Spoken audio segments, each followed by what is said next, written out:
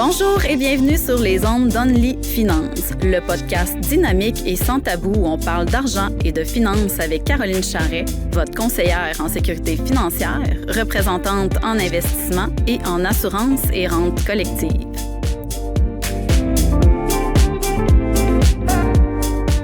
Bonjour à tous, bienvenue au 10e podcast de Only Finance, un balado qui traite de divers sujets financiers. Aujourd'hui, c'est notre mini-podcast. Vous savez que j'aime toujours faire un retour sur le long podcast du mois précédent. Donc, la dernière fois, c'est un sujet un petit peu plus particulier. J'avais Wansa et Asna de la clinique Asna Médic, qui est venu nous parler un petit peu plus des sujets, là, qu'on se pose des questions au niveau de la médecine esthétique. Puis, comme je l'avais expliqué, ça sort un petit peu de mes sujets réguliers au niveau de la finance, mais j'avais envie vraiment d'en parler parce que je me disais que ça prend de plus en plus d'ampleur, puis ça pouvait vraiment être intéressant, soit pour une entrepreneur en finance, pas en finance, ça c'est moi, soit une entrepreneur en médico-esthétique qui aimerait se partir justement un salon, ou soit pour des clientes qui se posent des questions comment ça peut fonctionner là, de ce côté-là au niveau des coûts, démystifier vraiment là, le monde de la médico-esthétique. Puis, c'est quoi le rôle de mon côté au niveau de la finance? Bien, justement, tu sais, notre rôle en tant que professionnel, c'est d'accompagner les gens dans leur planification financière. Fait que nous, on part toujours du budget. Même les gens fortunés, tu sais, j'ai des médecins dans ma clientèle, je leur fais faire un budget aussi parfois. C'est vraiment l'important, là, c'est de savoir comment allouer les montants d'argent. Dans le fond, on a toujours, premièrement, dépendamment si on est des professionnels salariés ou si on est des entrepreneurs ou présidents d'entreprise, bien, c'est sûr que le premier aspect qu'on va considérer, c'est la gestion des impôts. Donc, la gestion des impôts, c'est sûr que pour un travailleur autonome, bien, il faut essayer d'estimer un petit peu plus là, au niveau de l'imposition, qu'est-ce qu'il va falloir qu'il se garde justement en vue des impôts. Même chose pour les taxes, parce qu'il faut savoir qu'au-delà de 30 000 de revenus gagnés, bien, il faut s'inscrire aux taxes. Donc, il y a la gestion des taxes aussi qui doit être faite. Après ça, bien, on a vraiment notre montant réel là, qui nous reste mensuel, parce que moi, j'aime bien calculer mensuellement, pour savoir qu'est-ce qui nous reste là, comme revenu pour nos dépenses fixes, nos dépenses variables, notre fonds d'urgence, puis, comme je dis, les priorités financières.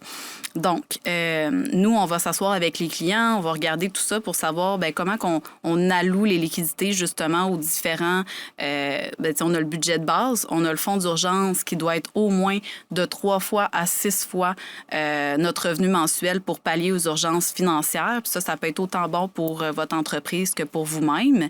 Ensuite de ça, on a les stratégies financières, les produits financiers. Qu'est-ce qu'on a de besoin justement pour, par exemple, pallier aux urgences financières. Là, je parle d'une invalidité, une maladie grave, un décès pour notre famille.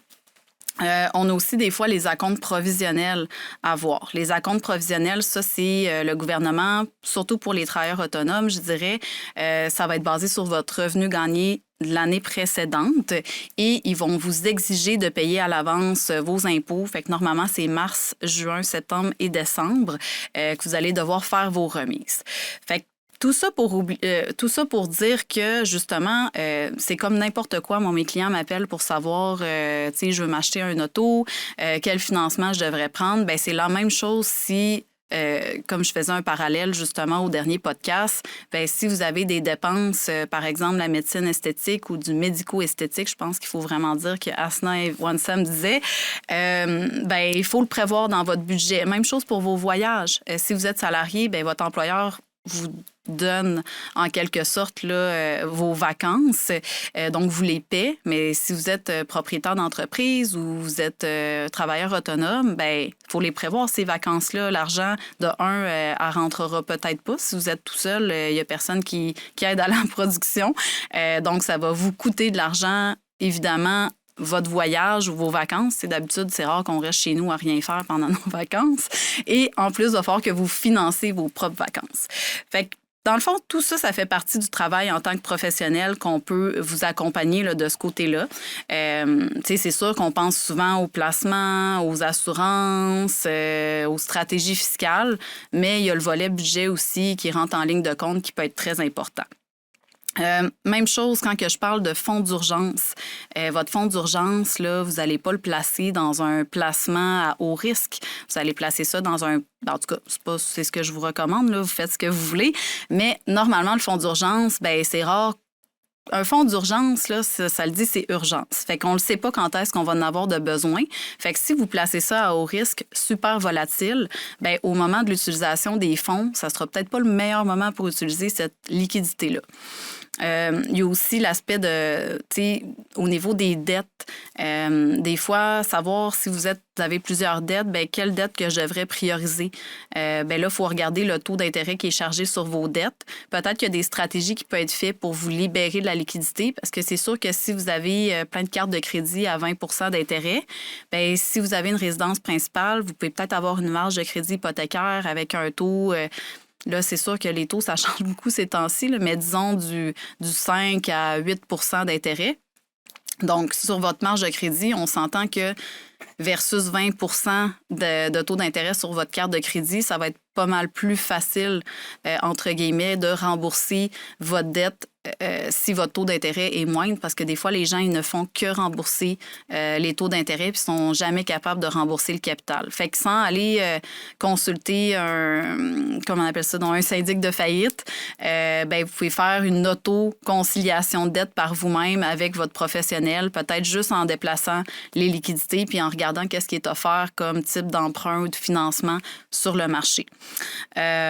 Ensuite de ça, je parlais un petit peu pour les placements. Bien, les placements, c'est la même chose un petit peu. Tout ce qui est investissement, placement, ça va dépendre de votre objectif au niveau de ces liquidités-là. Est-ce que c'est pour vous acheter une maison? Est-ce que c'est pour partir faire un voyage en Afrique là, pendant 1 mois avec toute votre famille? Est-ce que vous voulez vous partir en affaires ou c'est vraiment de l'investissement à long terme? Par exemple, vous voulez que l'argent fructifie puis vous n'avez pas besoin de cet argent-là à court terme ou c'est même pour votre retraite? Bien, dépendamment de vos objectifs, c'est sûr que ça va dépendre de votre investissement.